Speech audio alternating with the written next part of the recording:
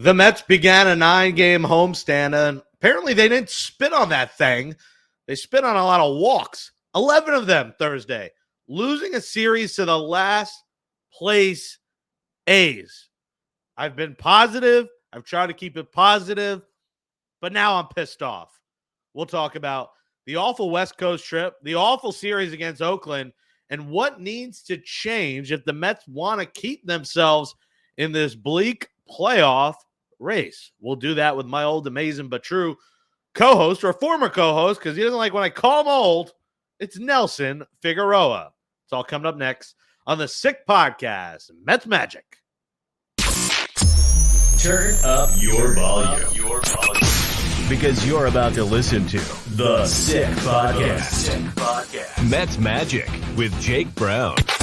And it's in there, strike three called. The Mets win the pennant. The New York Mets have won the National League pennant. Put it in the books. The New York Mets, for the first time in 15 years, are champions of the National League. The sickest New York Mets podcast. It's gonna be sick. Welcome back to the Sick Podcast, Mets Magic. I'm your host, Jake Brown, at Jake Brown Radio. Subscribe to the Sick Podcast, Mets Magic, on YouTube or wherever you get your podcast. Make sure you follow us on X, at Jake Brown Radio, at Sick Pod Mets, and smash that thumbs up on YouTube below. Comment below. How do you feel about this Mets team that is just really driving you up the wazoo with their play, from good to bad to good to bad to straight up ugly? Joining me in just a minute is my old co-host, Nelson Figueroa. You remember him from Amazing But True, and of course, former New York Mets pitcher that you can catch on Picks 11, New York Sports Nation Nightly with Mark Malusis. Let's bring in Figgy off the start here, because we were talking before here. I feel like not doing Amazing But True, I've been more zen, because we were doing it twice a week, and after every series, they lose a series, you're mad. Now that I'm only doing it once a week, I'm like, oh, just take the next series. Oh, you can lose one series. Right. What we saw versus the Oakland A's was downright pathetic, and it was capped off Thursday. You were a pitcher. Mm-hmm. There were no conditions. I was there, of course, in my bougie suite, having a great Thursday. Thursday afternoon. It was a beautiful day for baseball, beautiful day for air conditioning. So I got the best of both worlds. But 11 walks, a 5-0 lead blown, and on top of it all, no announcement prior. We find out a day later what she was there for. And listen, no disrespect to her, no disrespect to Haley Welch. She is capitalizing on her fame. She's capitalizing off saying Hawk Tuah spit on that thing. She's become a millionaire off this. Am I jealous? Of course. I'd love to, make $1 million off saying something ridiculous. I give her all the credit. I would take every opportunity she's being handed to her, Figgy. Hawk Tuah, we got a problem. Yeah, well, I can't say Hawk Tuah spit on that chicken parm. It doesn't have the same effect. Hawk Tuah spit on that, shrimp lo mein with broccoli lunch special. Doesn't have the same effect. I give her all the credit.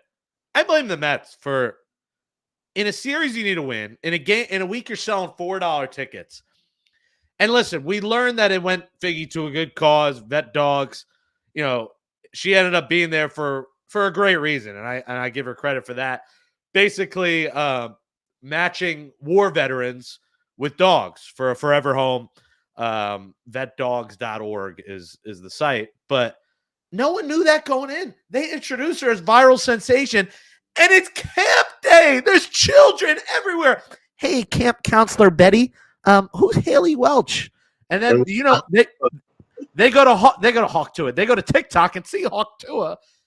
Figgy, this is just, the Mets are a sideshow. We know that. Grimace was at least fun, and everyone can relate to a McDonald's lovable character.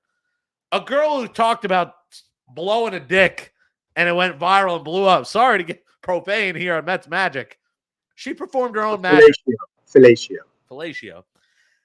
On camp day. It was just a bad message that led to a bad day. Now, listen, if the Mets won the game, I don't think we'd be losing sleep over this. But the combination of that with a dreadful loss and a series loss to the A's has got me pissed off. What about you? Yeah, I jokingly said season's over because the mojo, all the fun that they were having. Remember my biggest concern, right, Jake? I said it was only July. This is great. Had it been August going into September and you're doing the oh my God and grimace and everything else, and you're carrying that into a playoff run, wonderful. When you're bouncing around from first to third to not in the wild card, somewhere around fifth, on I would say a series basis, series to series, it keeps changing, right?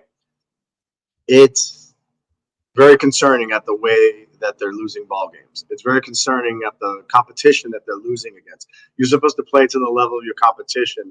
That's if they're better than you, not when they're worse than you. You can't go to Los Angeles and play against the Angels the way you did, as flat as you did. You can't go to Colorado and play that way. You can't, the one game that they had the silver lining was the St. Louis game. That was supposed to be the inconvenience game of the whole thing. And then you go and you finally play against a good team, and they absolutely their asses, and reality sets in. Because remember, every season, this mid-August time is where we circle on the calendar, is this team for real or not, right? Every year. Remember the year, it might have been the first year of Steve Cohen, that I was like, oh my God, this team has a chance. Will they go for it? And they did nothing at the deadline because on the calendar was, remember, the Dodgers for 6, the Giants for 6, and it was like, oh my God, we could be 10 games out of first place by the time we come back from this West Coast road trip. And that's literally what happened. And they were like, good thing we didn't, cash in our assets and push the fast forward button on this project before it was too soon. And people were upset about it, but it was a reality thing, right? It was too soon. With this team now, this has been fun. This has been great. They bought in at a discount cost where they didn't give up many assets, and they got pieces that they needed, bullpen help. Stanek has been awful. Like the pieces haven't clicked, and I get it. Again, it's still semi-early. You're only in mid-August now. It's different. It's different. Baseball's looking like it's hard again. And when those big guys in the middle of the lineup, namely Pete Alonso, namely Alvarez, without them hitting home runs, what are they? 220 to 240 hitters that might get a single with nobody on and nobody out. That doesn't do us any good. Yeah, the trade deadline's interesting because I liked what they did because in next year, 2 years, 3 years, 5 years, 10 years, you may not remember a single name that the Mets traded away to get these guys, which is why I loved what Stearns did. Mm-hmm. The naysayers, and they have a completely valid point, would say, look at the other teams making moves that change their teams. Look what the Padres did. Look at the Padres bullpen now is absolutely elite with Tanner Scott in it. Look at what look at the Dodgers going out and getting an ace-like pitcher in Jack Flaherty. The Mets said, Senga's out. We're going to get a fifth starter in Blackburn, who got absolutely rocked against his former team. Yeah, I mean, you could see that coming from a mile away. I mean, what team knows him better than the team that, the catcher's like, all right, he's going to throw this, this, and this. Well, first inning, here's the first pitch, the game's over. And it happened to be the day that loser that I went off on a rant on SNY in the post, Austin Adams, did the whole, you piece of, what? Oh, yeah. I guess we could curse on it. He said, you piece of shit. And he went like this to Jose Iglesias. Try writing a hit number one song, you loser, and clean your beard. Your beard is disgusting, Austin Adams. You got rats in that beard. You're nobody, and the Mets got your numbers. You look like a Hall of Famer compared to his numbers. So he wasn't a good pitcher. He had a 5-year. That was ridiculous. But the Mets' response to that should have been winning this series. They did it Wednesday. Listen, Pete Alonso falls in his face. Tuesday's bleeding. Wednesday hits 2 homers. Thursday, they're up 5-0. You're like, wow, we're going to go into this weekend looking great. And then something changed. Jose Quintana, there was no urgency from this team. That was the longest 3-hour game, the longest 9-inning game with the pitch clock that I've ever been to. 4-hour game, 9 innings. Used up every mound visit by the 6th inning. 11 walks by the Mets alone. It was quite bizarre how this game went so incredibly long, but it's the dog days of summer, man. I'm not going to blame Stearns for the trade deadline. They're just, the guys haven't worked out. Winker's average looks okay, but he's like you said before, meaningless singles. Meaningless thing. Yep. Top 9, 12-1 against the Seattle. He hits a Yep. double, whatever. Like, that's when it's coming. And his numbers may look okay. But listen, he hasn't had a home run. He hasn't had a really big hit. I think he had one big single against the Rockies, maybe. That's it. Other than that, he has really done nothing. Stanek, you said, has been good. Maytone's been fine, up and down. Brazoban has not been very good. Blackburn's been okay outside of the Oakland start, but no one has blown you away. They haven't got those big hits. They haven't got those big innings. And it's all materializing to a team, like you said, the magic is gone. The OMG magic, the slapping magic, it's all gone. Hawk 2 is not going to save it. Grimace is not going to come back and save it. They need to dig from within here and realize, like, they have a good enough roster. Mm-hmm. I really think they are good enough to get past an injured Braves team. But that's about it. That's their only shot, Figgy, because unless they sweep the Diamondbacks and Padres, those two teams went after it at the deadline, got better, and are not losing games. So it's Mets or Braves at that third spot. That's the only way in. So the Padres are very interesting because you're going to look at a contrast in styles. Like you said, they went all in. They gave up all their big prospects. They literally cashed in all their chips. 12 of the 15 top prospects in the last 2 seasons they traded away to try and make a run each time. But they always find a way to restock, which is why they're so amazing, the Padres. They always find blue chip guys. They had, at one point, they had 3 guys making over $250 million on the roster. It's easy to do that, right? When you decide, hey, I'm going to trade in one of these superstar players and get me some more pieces on from the minor league system. So let's look at where they're at, right, and where they're at in the whole scheme of things. This is David Stern's first season. They already did a retooling of the minor league system when they traded away Verlander and Scherzer and all that from the year before. So they have a lot of pieces. We haven't seen any of those guys come up. None, not a single one. Brett Beatty, in fact, is now going back to prospect status and dumped in the minor leagues because he's a damn good AAA player. He just can't do it at the major league level. So you add him to the mix of the prospects that you do have. They didn't lose any of their top 25 prospects, which is great. It's fine and dandy. The Padres are in a different situation. Why? Because if they don't make any noise this year, that GM's getting fired. So there's no reason for him to keep anybody. His job is going to be done, right? With all the money that they put into it, all the pieces that they went out there, they even traded away Juan Soto, right? Imagine what they could have had if they just kept Juan Soto. They got Michael King, who's a nice pitcher. Don't get me wrong, but he's very up and down as well. He goes from striking out 11 Dodgers to giving up 7 runs against the Rockies. That can't happen. So they're in a different situation. That GM is fighting for his job, literally. When it comes to David Stearns, yes, he made nice moves, like I said, around the edges. And a lot of baseball executives said they've made smart moves. That's what the Mets have never been very good at, is making smart moves, where they got a couple of pieces. They got a couple of guys that are going to be like 2-year deals, not really rental status type guys that are going to cost you a lot of prospects. And so they made moves that, again, if they worked, great, but you didn't see anybody there that was a game changer, a Tanner Scott, and nothing that was going to be like, oh, wow, pair these 2 guys up with Diaz, and now you got to shut down bullpen. There's still huge question marks with the Mets bullpen, regardless. Adam Ottavino, you don't know when and how you can use him, right? Remember that whole thing? We didn't know how to plug and play with him. You had guys coming back off the IL. So yeah, and one of those guys come back off the IL is now shut down. I keep talking about Sean Reed-Foley's return. Mm-hmm. Sean Reed-Foley had the best ERA in the Mets bullpen. A lot of people just forget that. It goes by the wayside, as you like to say. He had a 1.63 ERA. And now I don't know what's happened. Like, they keep saying, all right, we're shutting him down now. He's been struggling in rehab. I think he might be done for the year. So that hope of him coming back is gone. You're going to get Marte back this weekend, which will help. But, like, you were hoping for an elite arm. Then you're hoping for Daniel Nunez. No updates on him. You're hoping for these guys to come back. Garrett Reed is back, right? Reed Garrett. I mean, he imploded yesterday. He got the loss yesterday. Yeah. He is terrible. He went from the guy that we were like, oh, wow, diamond in the rough. This is what a good analytics team does. They find these guys and da-da-da-da. And then all of a sudden it was like, yeah, you know what? One time through the league, and they realize what he does well and what he doesn't do well. Yeah, what happened to him? Is it just the league caught up with him? Like, what have you noticed watching him pitch? Because at times he's unwatchable. He just implodes. And Thursday was one of the times he imploded. He made I don't know if he made the conscious effort, but somebody made the conscious effort of not letting him throw fastballs when he first came up. He was literally a cutter, slider, fastball out of the zone for effect, and then the split finger, 2-3 times, and you're getting swings and misses at it. He doesn't throw it for strikes, so they know when they see the split finger, just don't swing, and he's been bouncing it and falling behind and things of that nature. I think that confidence that he built early on when he first came up was wearing off, and then there was the injury, and now he just, even in the minor leagues, he was giving up 7-8 runs going out there in his rehab assignments.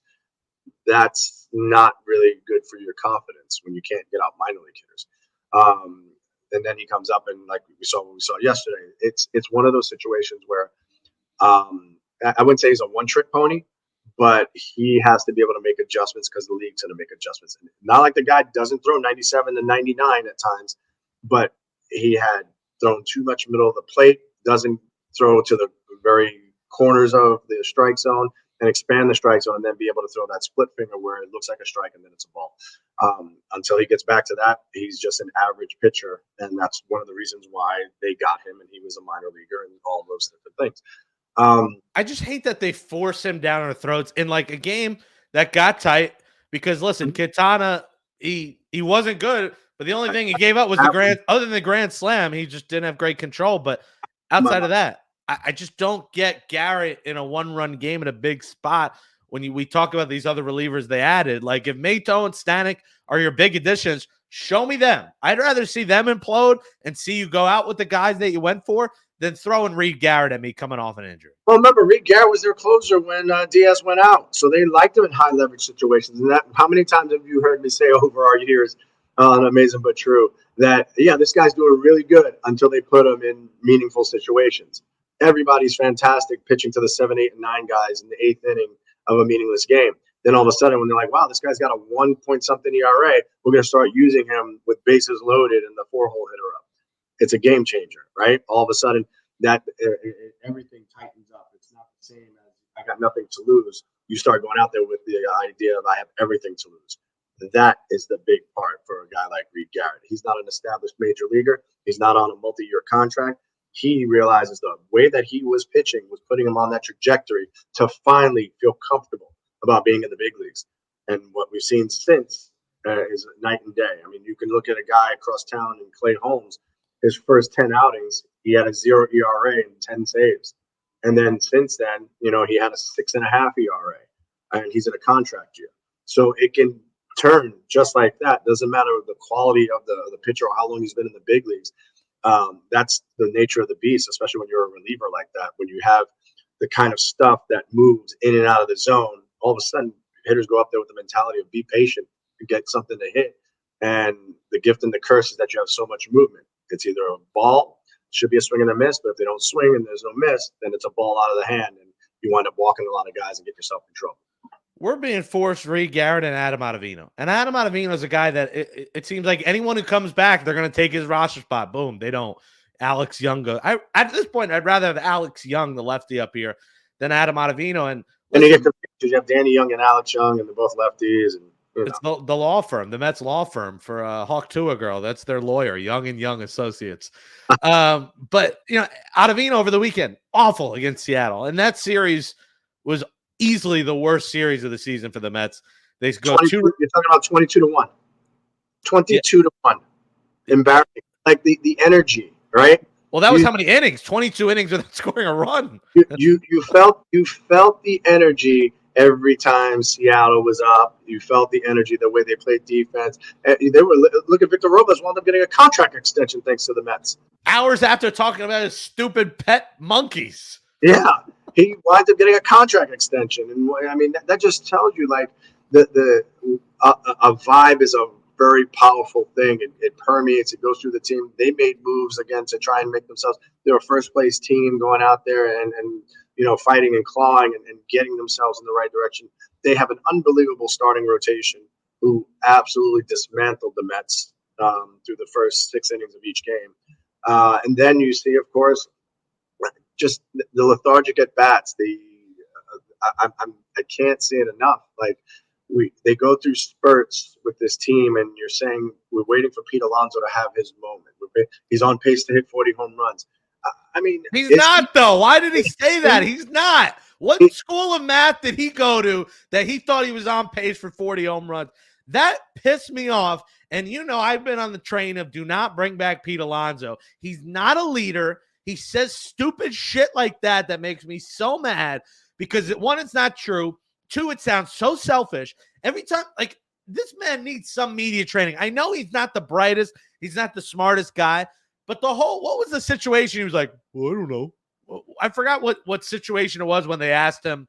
You know what I'm talking about, though? When they went to him the day after, there was a big – I'm drawing a blank on what it was. But he's never prepared to answer a question and at least lie. It almost like he has the same sugar-coated sentence every time he's out. I want to be in New York. I'm an all-star, blah, blah, blah.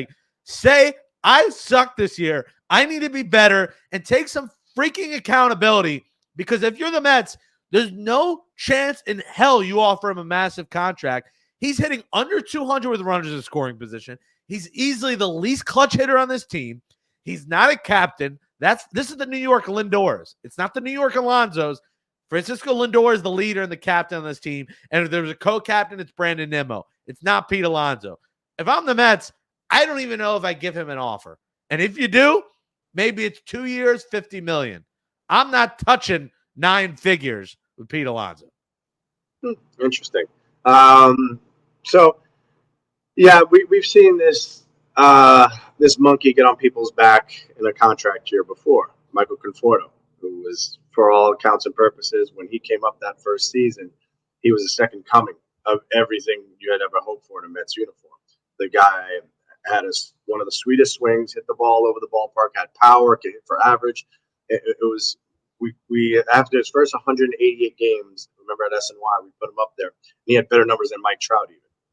And then the spiral happened. Then the second time through the lineup, or the league. Then the fact that they didn't let him hit against left-handers until 2 years in the big leagues. Stunting his growth and his development. There was a lot of things like that. And then Pete Alonso came along and hit the ground running, being able to do what? Hit the long ball. It was never about Pete being an average hitter or being a guy that could bat 270, 280.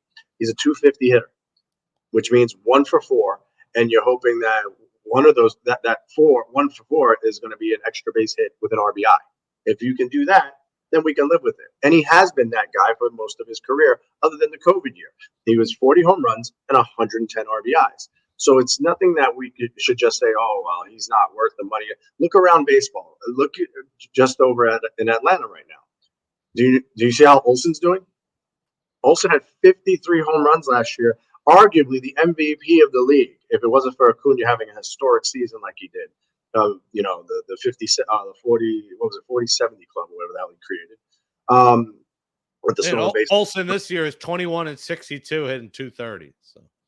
Exactly. And he was signed to the multi-year deal, and there was the comp that we were saying. Pete wasn't a 53 home run guy with 135 RBIs and batting almost 300. Pete wasn't that. So your comp was that guy's only making 21. Freddie Freeman, Pete's not Freddie Freeman, who bats 330 and is able to, drive in runs in his sleep. Pete's not that either. So where's Pete? Somewhere in between those two.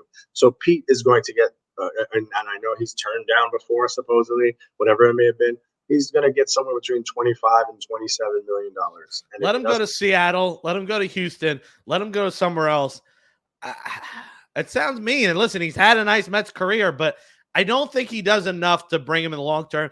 I think the two guys the Mets have to move on from are on the right side of the infield, Jeff McNeil and Pete Alonso. I think that era of the Mets tenure, they move on. They have Ronnie Mauricio coming back. They still have Acuna. Christian Walker's available. There'll be a Matt Chapman out there. There's names out there that you can plug and play in there. I think that era of the Mets, that tenure, should be over this winter.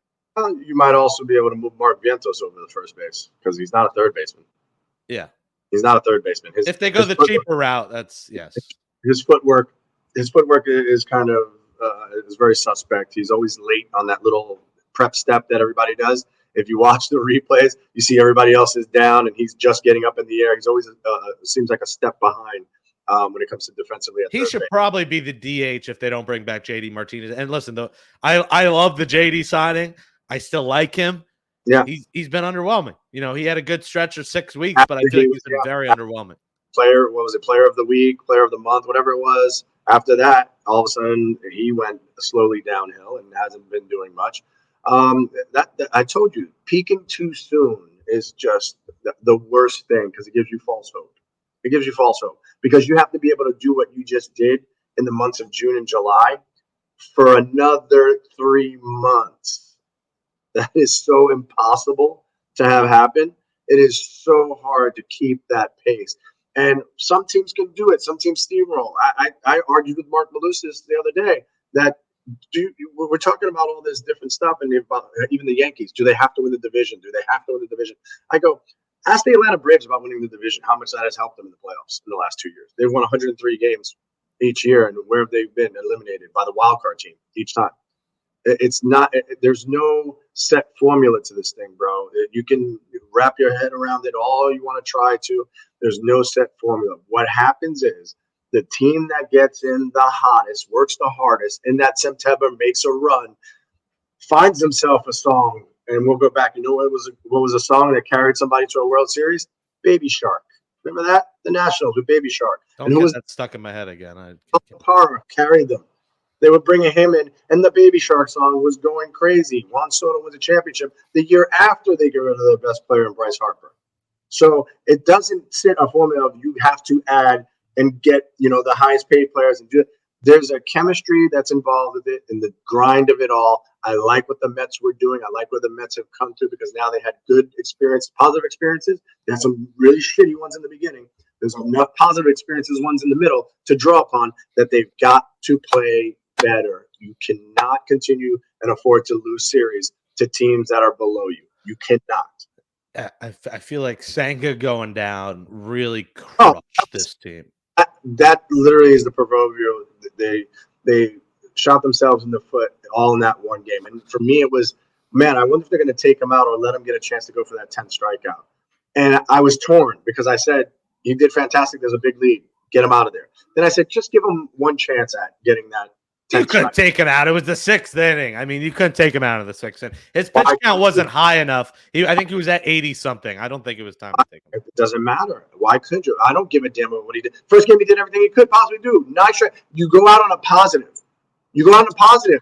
And nothing bad happens. But that was such a freak injury. It wasn't like he was pitching. He was running off the mound. Like, it doesn't matter. It was already. You already were up. What was it? 9-0, 7-0. I forgot the score. Something of that nature. It was 7 or 9-0. You were way up. It wasn't 9 because they won the game 8-4. So it was 8-2. It was 8-2 going into the 6th inning. Braves scored. He gave up the 2-run home run. Yeah. It was 8-2. So, 8-2, a 6-run lead. He's got 9 punch outs. You bring in the bullpen and you let him go out on a high note. I get it. I'm not saying that would have changed anything. Him just running off and doing whatever he did to his calf. It's just, isn't that something that always happens to the Mets? Like he was also. I'm looking now. He finished with 73 pitches, so he honestly probably could have ended up going 7 innings. So you couldn't pull him out. Honestly, old school me goes. He's got a complete game on his hands. Old school me, but I know that's not going to happen. So, what difference would it have made? What difference would it have made to pull him? Well, you would have saved your bullpen an extra inning, and the bullpen, there's no days off. They could have used it a couple innings off. He's too low of a pitch guy. I don't agree with that. I think it was just a freak injury. But the combination of Sal and Senga in the same night, Sal Licata, the tweet, obviously a joke that everyone hated him for because they already didn't like Sal, and then Senga and her. And the Mets don't have that automatic lockdown day anymore. Now, David Peterson has been unbelievable this season. He's been great, but not really an innings eater. Jose Quintana, you just don't know what you're going to get. He was fine and then gives up a grand slam. Can't believe how he spiraled out of control yesterday. That was what happened with those walks. Like, have you seen a game with 11 walks? I mean, it happens, obviously, but I tweeted just because when you're being there, it's hard to see if the umpires – pinching the strike zone. People said, no, it wasn't the umpire. It was just bad pitching. Like, that begs the question is Jeremy Hefner gone this offseason? That's another question. You can't base it off a 1-11 walk game, but you wonder if Stern says, you know what? Hefner wasn't my guy.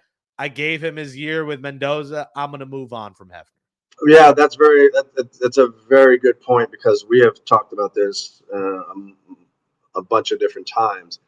Name me the one player that has come under his tutelage that has gotten better. I mean, you could say, I guess, David Peterson this season, but I don't know if but you're talking about what's the sample size of this Peterson turnaround? 5 games? Well, 5? this season he's only had one start. He gave up more than 2 earned runs, which is pretty fantastic. So now take McGill, McGill's been terrible. Yeah. Right?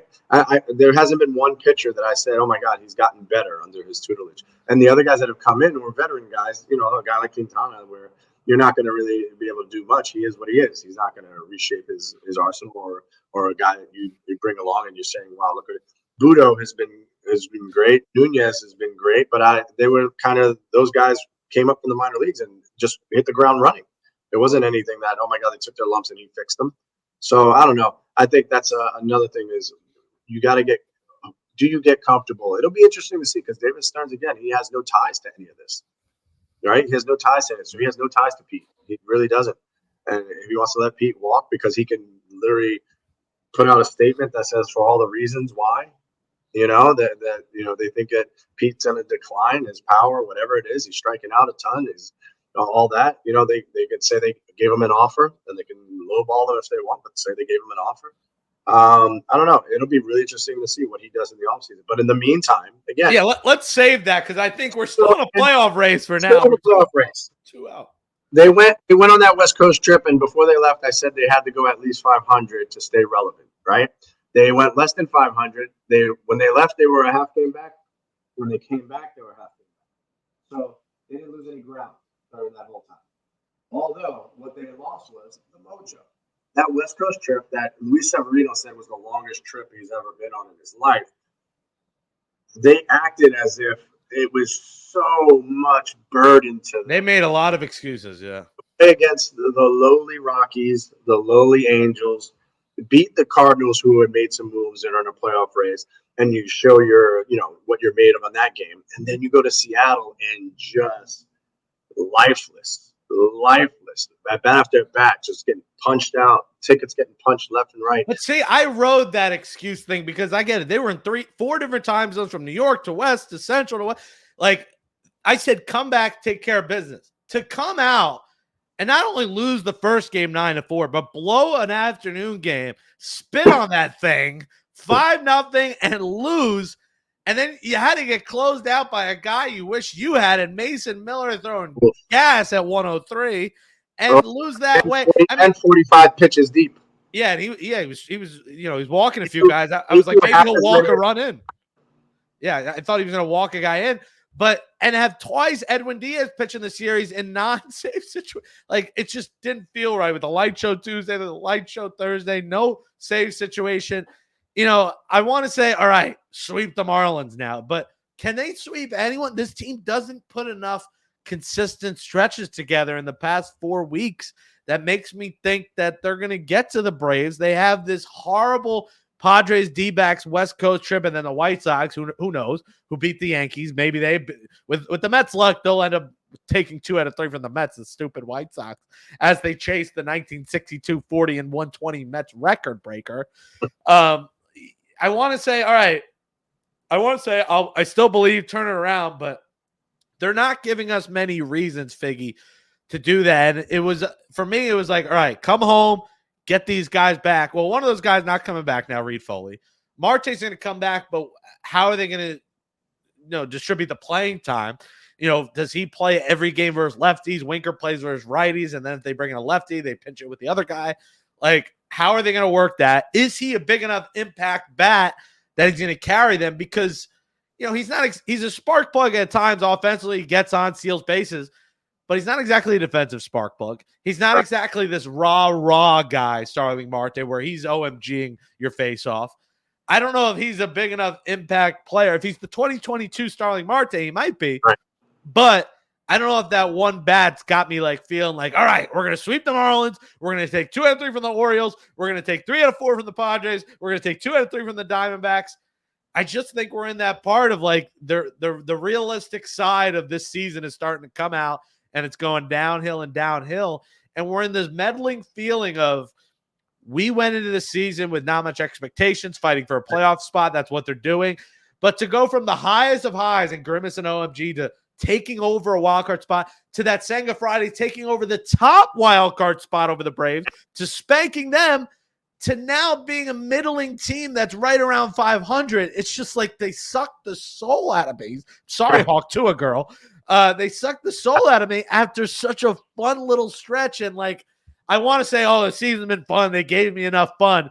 But if this comes rocking, crashing down, that fun is something in December that we're going to forget about. Oh, December? Are you kidding me? We're going to get to September. And remember how the last couple of weeks were at Citi Field last year? Empty, right? You could sit anywhere you want. They implored you, please sit lower down so that on TV it doesn't look as empty. It was that bad. So I think I would love to see this team find a way to turn it around. There's been too many, good storylines with this. There's been too many guys that we have not seen Alvarez at all. At all. I mean, this is a guy who had 24 home runs last year. He's got 5. What changed? Because defensively and the morale, we know he's been great for pitchers, blah, blah, blah. But we're expecting, like you said, a 20-homer guy. He's got 5, and he's not even hitting the ball, period. Like, he gets an occasional single, but he's not driving it. I actually thought the ball, the last out last night yesterday was about to go out, but it didn't. Like, what's happened to his bat? Have you seen anything? What's happened? That would have been his shining moment, right? Yeah. I mean, honestly, like you're talking about what does Alvarez need to do to get going? Like, that would have been it. I literally thought it was going to be like the Tampa Bay Rays game last year where, he had the big bat flip and being able to walk that one off. That would have been fantastic. Is he trying to do too much? Because, I've said he's our franchise catcher for the next 10 years, but like the inconsistencies in the second half of the season so far in his young career are alarming. It's almost like he either runs out of gas, he loses confidence, he forgets how to swing, because early on, he was electric, not only defensively, but offensively. And now it's almost like, Mendoza has to play Luis Torrens more because Torrens might be the better bat. So if you look at the last 14 days, let's see where the Mets are. Torrens has been batting 167, and you feel like he's the better bat, right? He's been 167 over the last 14 games, 6 games. Alvarez has cut in 10 games. He's batting 235. You look at JD Martinez batting 200. Brandon Nimmo, don't let him run away from you. I know we all love him in the smile. He's been terrible. Yeah, he's batting 171 over his last 14 games, and we're talking about no home runs, 3 runs scored, 2 RBIs in his last 14 games. Ventis is 211. He had the 2 home runs the other night, but he's at 211 over the last 14 games. McNeil 256. Pete Alonso at 270, just like you said, but it's an uneventful 270. Jesse Winker 273, uneventful 273. Tyrone Taylor has been a guy who, he's a nice player because he does it on both sides of the ball, his defense and his offense. Iglesias finds a way to just keep hitting. Great at bat. He had a great at bat yesterday in that 9th inning to walk and get on. He's batting 313, and of course Francisco Lindor, the pace car right now. In the last 14 games, he's played. Last 14 days, he's played 13 games. He's batting 333 in those games. He feels like and it shows by the stats, the only watchable at bat, the only guy to get excited for. Occasionally, Ventis homer, but like you said with the numbers across the board, bad at bats. The team baseball's not there. We laugh about how much I love bunts. Do something. Lay down a bunt once in a while, Jeff McNeil. You're a good bunt. Brandon Nimmo, you can't hit a lick. Lay down a bunt. You're a good bunter. And when guys get on, can they stop swinging first pitch and let a guy run like yesterday? Like Tyrone Taylor, and I get it. I get the naysayer will say, oh, your pitcher throws 103. He's not the best guy to run on. Well, Tyrone Taylor's fast enough. He could steal on a fastball. Like, I like them to, when the bats are dead and they're not moving guys over, take a few pitches, let a guy steal. And listen, I'd rather a guy get thrown out at second being aggressive than stay at first and the next 2 guys strike out or fly out. They got to be aggressive. And that's our Carlos Mendoza here. Mendoza is seeing a spot of his early career, his early season, where he's got to find a way to make adjustments and help the Mets win games. The Mets need help from their manager. They need help from their pitching coach to not walk 11 guys. This is where the coaching staff needs to give this team a kick in the rear end and give this season, give this fan base, give this team one final push because the West Coast trip is coming. And that September schedule is coming, Figgy. That September schedule is daunting for the Mets. A lot of teams in a playoff race, including 7 versus the Phillies and the final week against the Braves, who you're fighting for to beat, and the Brewers, who are fighting for a division. September, if August doesn't ruin the Mets, September will.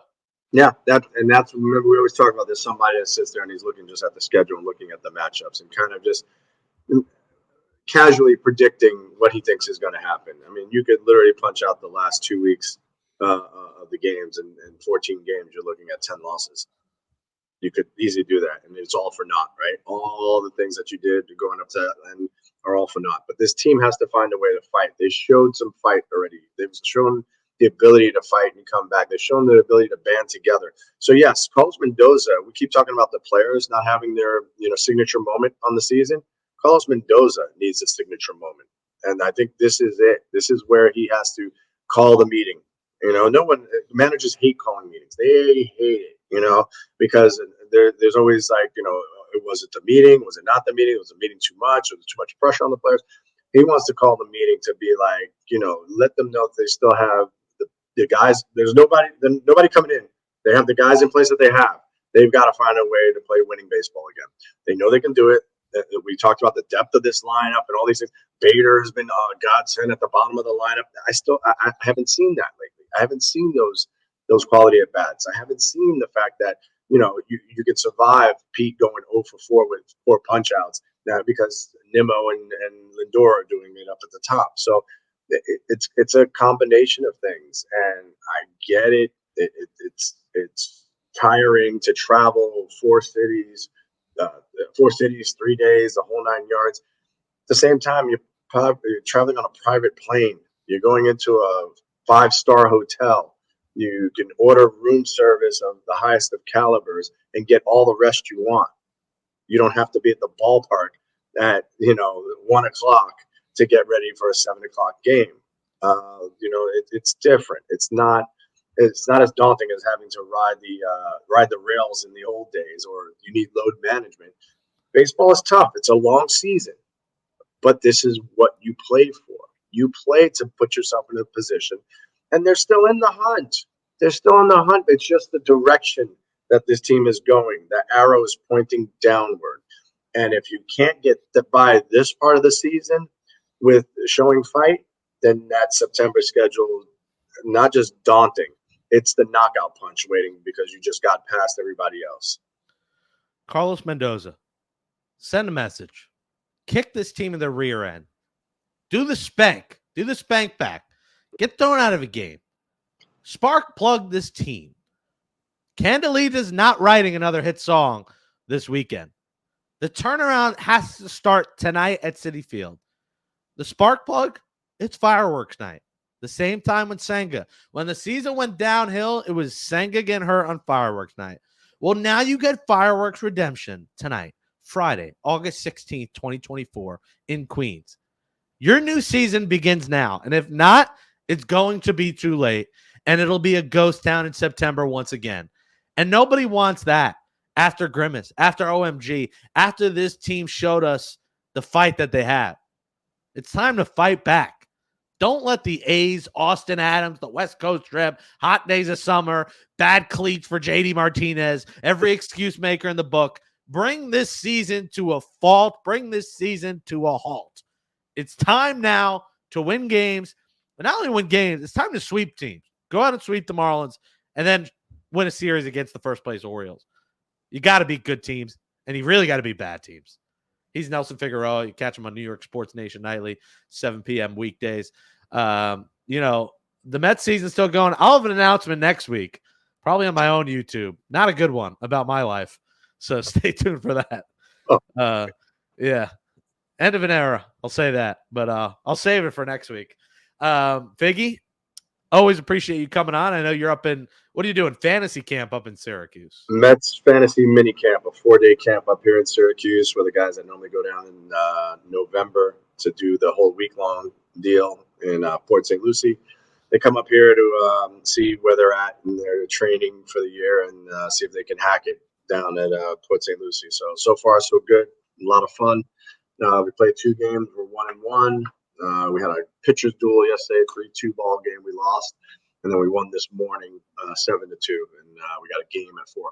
So, and then tomorrow starts the playoffs, and then championship game on Sunday. Well, Figgy, make sure you tell your campers about Homage. It's a very comfortable, cozy clothing line. High quality look, sports, pop culture, and legendary moments. You can check out the link in the description to learn more about Homage. I almost forgot about the homage section. It's a fun word to say, do homage. Homage. It's like hummus, but homage. At Figgy NY, get them on X. I started saying X more instead of Twitter. You're growing. You're growing. I don't like it, but it is shorter. And as New Yorkers, we like shortening names. So X is easier to say than Twitter, but it just doesn't sit right with me. But that's fine. You see, the letters have faded. This describes the old podcast. Just like you can't even see below what it says. It just says amazing but true. But all the other letters in my laundry have faded away. More. We're in nice shirts. If at first you don't succeed, try doing what Nelson told you to do the first time. I wonder what the first time you told them to do. Words by Jake. It should say the whole Nelson thing is still strange to me. Like razor blade. Yeah, it's very odd. Thanks for coming on. My pleasure, brother. Anytime. That's Nelson Figueroa. Always does a great job popping on with us. A reunion show once a month. We'll talk to him probably one final time in September. But yeah, it's now or never for the New York Mets. And that's a wrap. Hope you don't miss us too much until next time. Follow the Sick Podcast Mets Magic on YouTube, Google Play, and Apple Podcasts.